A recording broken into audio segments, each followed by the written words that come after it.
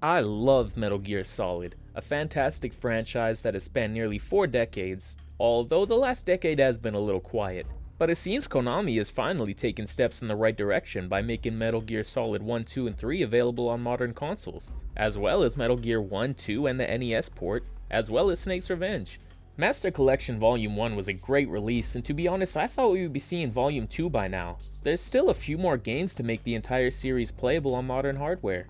But they're going even further than porting games because the Metal Gear Solid 3 remake is here and I just can't believe it. Years ago, seeing footage of that Metal Gear Solid 3 pachinko machine, I thought, wow, that's it. This series is little more than a skin for mobile games and gambling.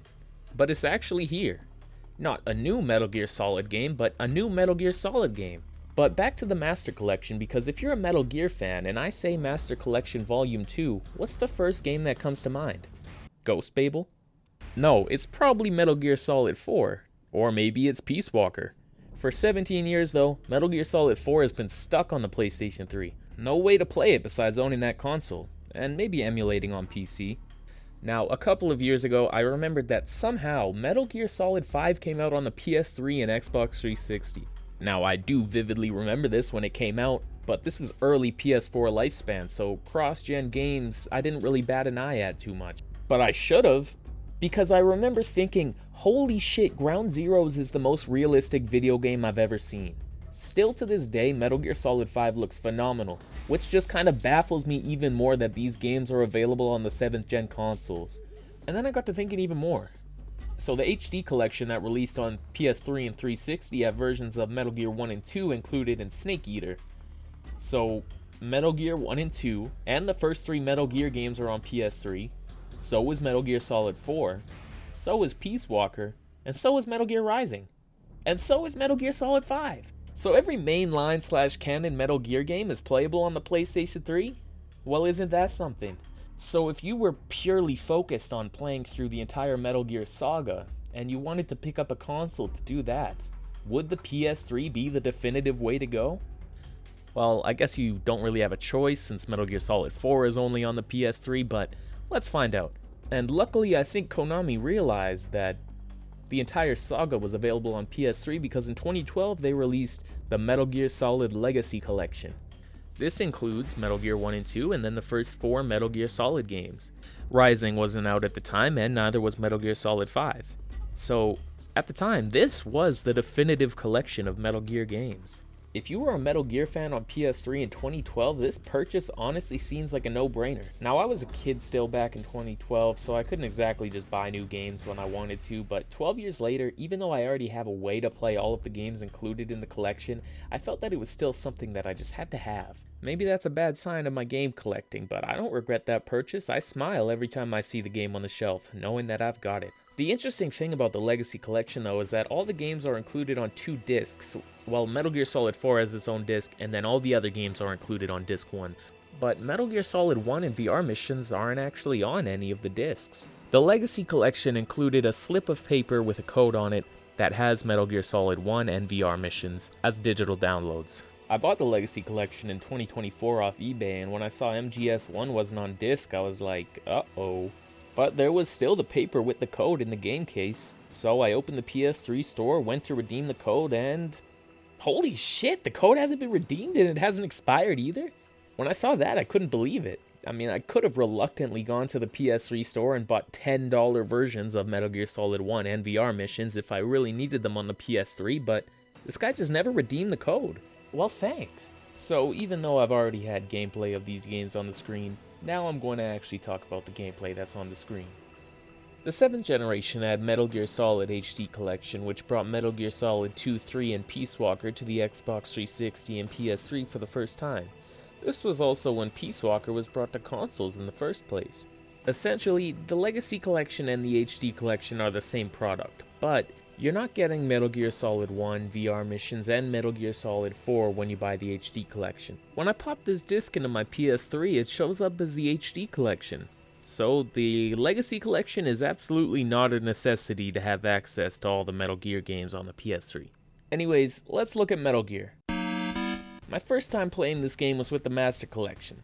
This version of the game is taken from Snake Eater, so it should just play the same as it does there. And yeah, it feels the same. No input delay or anything, the same game as is featured on the Master Collection, and probably the same as the Subsistence version. A game from 1987 should be easy to emulate on a PS3, so I mean there's not much else to say about this one. So let's move on to Metal Gear 2. And it's the exact same case as the first game. The emulation feels good, no input delay or anything. There's not really much more to say. Alright, so now the series is 3D, and we're playing the PlayStation 3 Store PS1 Classics version of Metal Gear Solid. And this is the exact same experience that you would get if you were to play it on the original PlayStation. Every time I played the PS3 version, I thought I was experiencing some kind of input delay or something. I was so sure there was a slight amount of input delay. And this is the version that's available on the PS3 Store right now. And I just remembered that PS3s can play PS1 games. So let's pop in the PS1 disc of Metal Gear Solid and see how it feels. And yeah, I think it feels perfectly fine. I don't notice any input delay or anything like that. So I swapped back to the digital version, and funny enough, it felt the exact same as the disc version. So I think what I was imagining as input delay was just Snake speeding up when he was running. He doesn't immediately start running at full speed. Okay, well, I can't call it exact to the PS1 if I don't test it on the PS1, so I'll give that a shot. Alright, I'm back from playing on the PS1, and yeah, it feels the same as the disc and the digital version of Metal Gear Solid. So yeah, the PS3 version is exactly the same as the PS1 version of Metal Gear Solid. So far, the PS3 is 3 for 3 with consistent emulation, but there are a few more games to try out. Metal Gear Solid 2. This one is part of the HD collection, so we're once again back to the disc from the Legacy collection. And this is the same version that you're going to find on the HD collection. And it's the same one that you'll find on the Master Collection, which is on all modern platforms. Unfortunately, Metal Gear Solid 2 Subsistence was never brought to any other consoles beside the PS2, so that's the only way you're going to be able to play the skating minigame. Unless you have a backwards compatible PS3, actually. But this game is the exact same story as the previous 3 games. That being, this is a fantastic port of Metal Gear Solid 2. It looks nice and clean. It controls the exact same as the PS2, pressure sensitive buttons and all, but I feel like they're trickier on the PS3 than on the PS2. Anyways, yeah, this is Metal Gear Solid 2 running at a very smooth 60 FPS with crisp textures. This game is so good. Now we're over here on Metal Gear Solid 3, the HD version, the same version you'll find in the Master Collection. And did you think this would be any different than the previous 4 games? Nope, this game looks beautiful and runs super smooth. The exact same treatment that Metal Gear Solid 2 got. I know people were disappointed that Master Collection was just emulating the HD collection, and I can't lie, I was too a little bit, but really it has no effect on anything. It's literally just a loading screen where it reminds me that, yeah, this is a collection of a collection. But really, this is the definitive way to play these games, I think. They look and run beautiful. So anyways, it's the HD version, which means it has Metal Gear 1 and 2 as I already went over, and it features the option for an over-the-shoulder camera. No Snake vs. Monkey though, but don't worry, it's back. Alright, there isn't much to say about the previous games I talked about, as they are ports or emulations of previous systems and they all run perfectly. But the next game on the disc, well, it's a bit different because it's a port of a PSP game. And it's a really good port of a PSP game because this game translates really well to the PS3.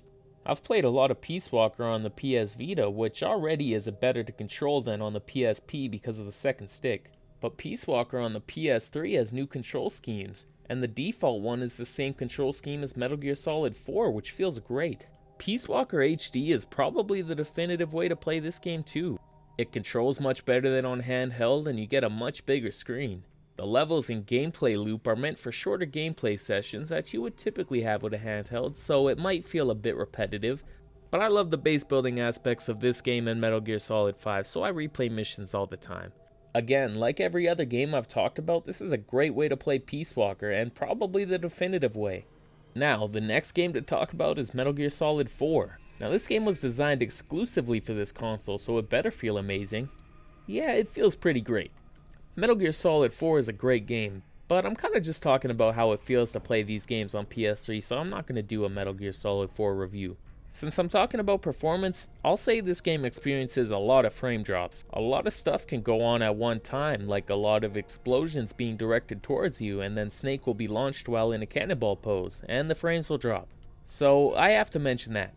This game still has great controls. It's only from 2008, so it's old, but it's not that old. Really, the frame drops are the only thing I can complain about, and I'm not even complaining. What can you do though, because Metal Gear Solid 4 is only playable on the PlayStation 3? Well, that is unless you already own a copy of Metal Gear Solid 4 and you upload it to your PC as a backup, and then you upload your PS3 BIOS to your PC so that you can legally emulate all this stuff, you know? Like I did for the next game, Metal Gear Solid 5 Ground Zeroes. Now this is where the real investigation begins, because Metal Gear Solid 5 is a very good looking game and Ground Zeroes is a densely packed map with a lot of stuff. How the hell did they manage to fit Ground Zeroes and Phantom Pain on the PS3 and 360? Well, I'm gonna find out, now that I legally ripped my copy of Ground Zeroes and then destroyed it, because legally that's what you have to do, I think. Well, I don't think anyone gives a shit. That is all to say that the reason the ground is all glitchy here is because I'm emulating Ground Zeroes. Okay, now I feel really stupid for trying to make a video about testing performance of games on PS3 and not using PS3 hardware for this game. But I forgot I didn't have Ground Zeroes on PS3 before making this video, so this'll have to do. And you can see the compromises even on the emulator. The game still looks fantastic, and even with the compromises, I'm still surprised this is running on the PS3 this smoothly. I'll throw some PC footage on screen for comparison. You can use your iDroid to check all sorts of operational data. The map, objectives, the target's locations. Alright, so in-game it's not nearly as smooth as on the PS4 or PS5, but it's also not super choppy and slow either. I think the game runs at 30 FPS, maybe not consistently, but it's pretty smooth for Metal Gear Solid 5 on 7th gen. You can see a big loss of detail for objects that aren't that far away, which does kind of look bad, but it's also really not the end of the world or a deal breaker at all. You're not really missing out on the Metal Gear Solid 5 experience if you don't have beautiful tent textures from far away. A problem with the lower detail at range though comes when you're using the binoculars, because I feel like not as many enemies are visible on the PS3 compared to PS4. Not a deal breaker at all, as you'll still be well far enough from an enemy by the time they pop in, so it's not like you can't be as stealthy as on next gen consoles. Again, these textures are from the emulator, so you wouldn't be seeing this on an actual PS3. The controls are a bit different here. Pause is mapped to select and the iDroid is mapped to start. Pretty much the same. I guess all that's different are the shoulder buttons are swapped. As in, you'll be pressing L1 to aim down sights rather than L2, and you'll be pressing L2 to radio rather than L1.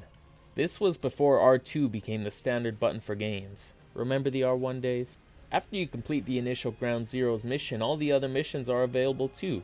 Although the emulator crashed as soon as I got to select the other missions.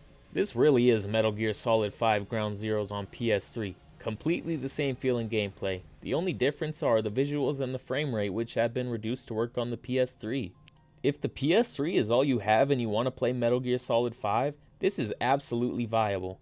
So Ground Zeroes was a nice surprise, although that's one level. It's one densely packed level with a lot to do, but it's not an open world like Metal Gear Solid 5 The Phantom Pain. So, let's sit through a very long intro to see how Metal Gear Solid 5 The Phantom Pain runs on PS3. Well, I didn't have enough space on my PS3, so I had to delete a few gigabytes of game data to be able to launch this game. It takes up about 8 gigabytes of space on the hard drive. Alright, now I have some free space, so let's go. Okay, that's weird. I have to download the update to this game from the PlayStation Store itself. That's kind of weird. I don't know why it wouldn't just be an update like most other PS3 games are, but maybe this isn't a bad thing, since you can download this update in the background, unlike most other PS3 updates. Alright, now we're in the Phantom Pain. Let's do this. Now I love the Phantom Pain. It might be my favorite game of all time, but this intro is such a drag. Like, I feel like I've gone through this countless times already. But it's looking really nice. Like Ground Zeroes, the Phantom Pain's visuals have translated well to the PS3, where you can see some pixels on the edges of things. It's a compromise that's to be expected with visuals like this on a console like the PS3. The intro is in a confined building though, so let's fast forward to Afghanistan when we're in the open world. Yeah, I love this game. What a great intro speech by Ocelot. Now, using the binoculars in the open world desert to see across the map, oh boy, yeah, that's looking like those out-of-map assets that aren't as detailed in games. Being used to this game on PS4, this is a bit jarring, but I can still see everything that I need to. Once I get moving though, and you're approaching everything, this game looks really good on the PS3, and I'm genuinely surprised this game runs at 30 frames per second. If you're used to Metal Gear Solid 5 on modern systems already, this will probably be pretty jarring, but it's by no means unplayable. Scouting out this village where Kaz is being held was a bit trickier since not all the buildings spawned in from afar, at least it didn't look like they did. But once I was in the village itself, the visuals were no problem. The audio itself sounds great. I don't notice any compromises. Well, besides this sound. Alright, I saved Kaz and escaped from the Skulls, who feel right at home with their frog sisters on the PS3 system. We get transported to the new Mother Base, and up until a few years ago, Mother Base on PS3 had full functionality. Unfortunately, the servers for the PS3 and 360 versions were shut down a few years ago, so the FOB features no longer exist. That is actually kind of a shitty thing to have happen because I really like the FOB mechanics in Metal Gear Solid 5. I don't often play online in that game, to be honest, both Metal Gear Online and raiding other FOBs, but I like the weekly and short league thing where you can redeem points for Mother Base staff and stuff like that. You can also get other outfit colors and different weapon blueprints and stuff that's only available in the points exchange.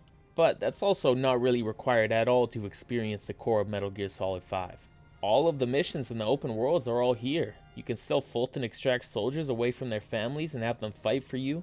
There's just no online functionality anymore, which is a shame, but it's not a deal breaker. I know this game only came out like 2 years into the PS4's life, but the PS3 was already 9 years old, and games like Black Ops 2 were making the PS3 and 360 work overtime back in 2012. It's just kind of genuinely surprising that the entirety of Metal Gear Solid 5 is here on the PS3, and that being the case makes it so that every Metal Gear game that is part of the main saga is on PS3. Obviously, that's excluding games like Acid or Portable Ops, which is kind of unfortunate that Portable Ops isn't playable on PS3, but it's not the end of the world, and nobody wants to play Metal Gear Survive. So, if you want to play the entire Metal Gear saga on one system, then the PS3 is the way to go.